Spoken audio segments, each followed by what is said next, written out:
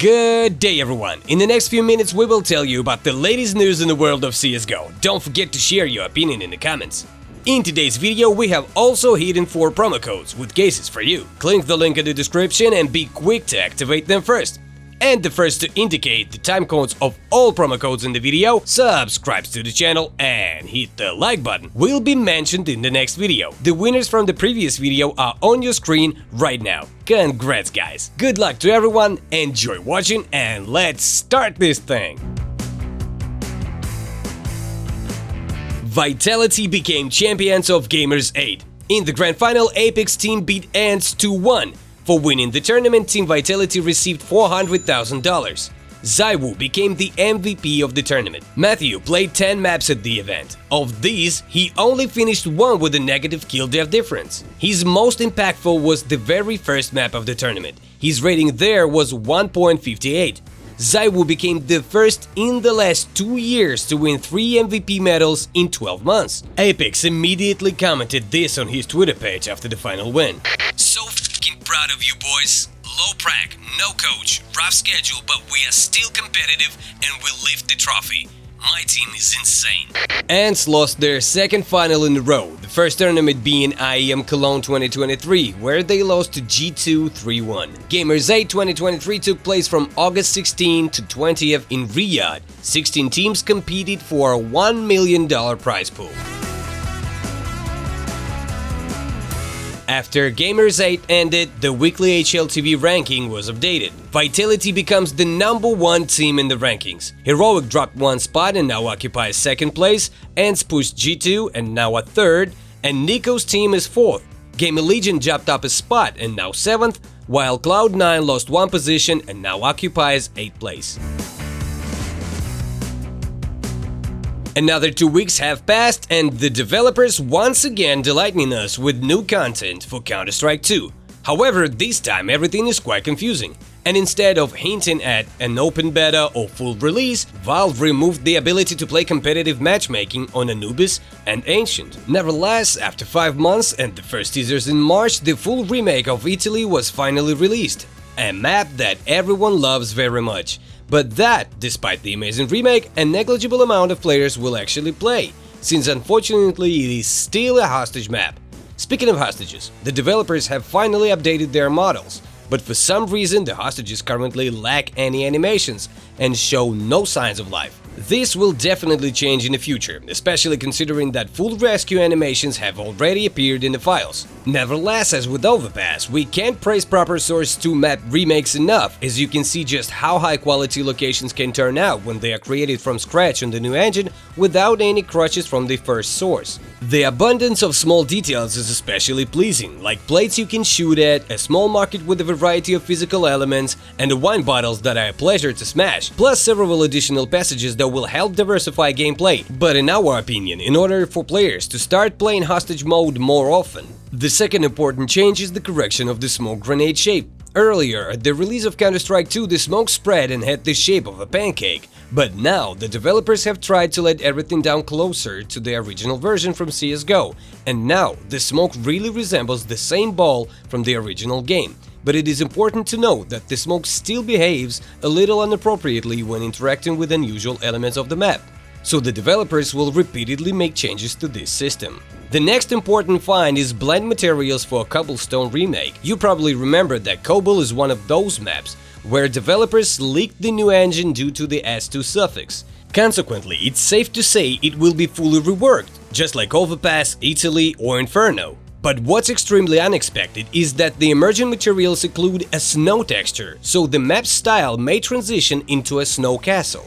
And most importantly for today, active work on improving the new competitive Premier matchmaking. We already talked about this in more detail in previous videos, but in a nutshell, the Counter-Strike 2 developers are preparing their version of Faceit with the full rating system, ELO ranks and a leaderboard.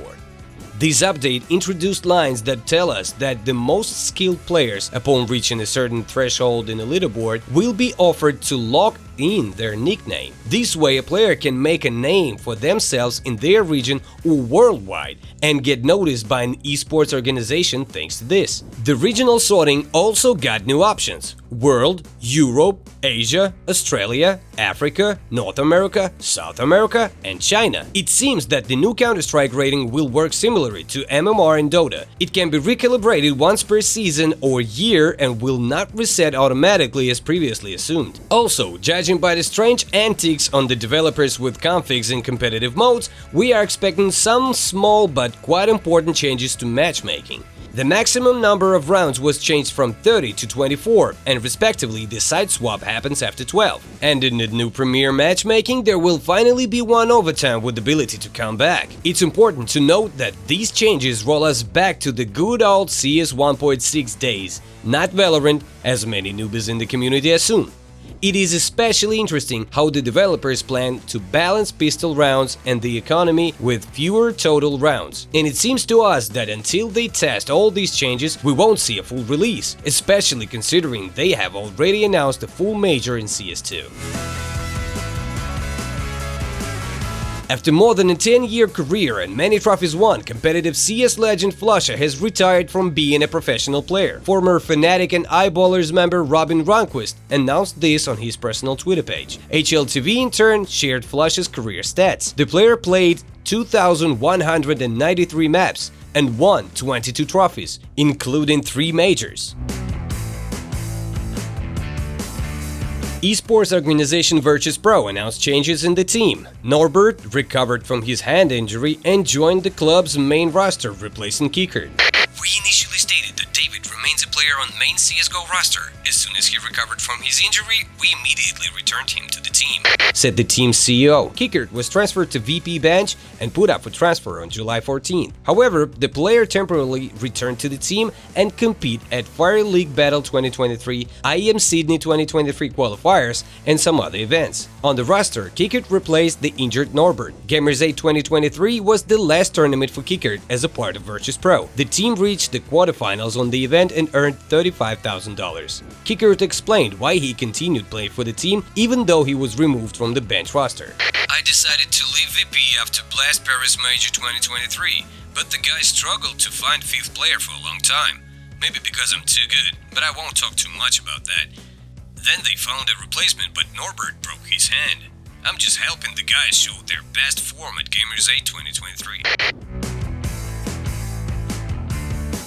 On August 2021, our beloved game celebrated its last birthday. CSGO will soon hand over its duties to CS2 and retire.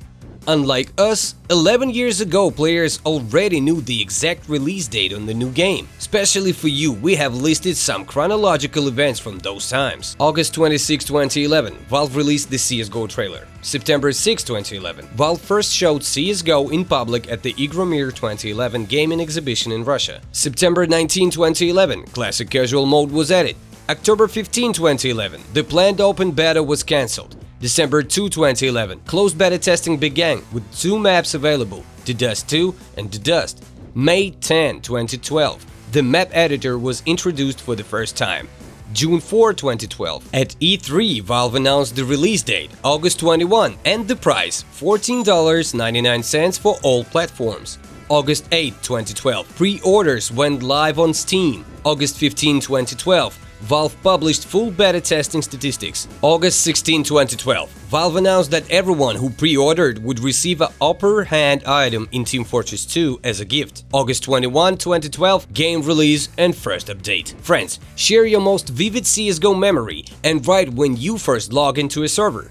It will be interesting to see if there's any old-timers among you. That was all the most interesting news for today. Don't forget to subscribe to the channel and hit the like button like it's a piñata. See you soon, friends.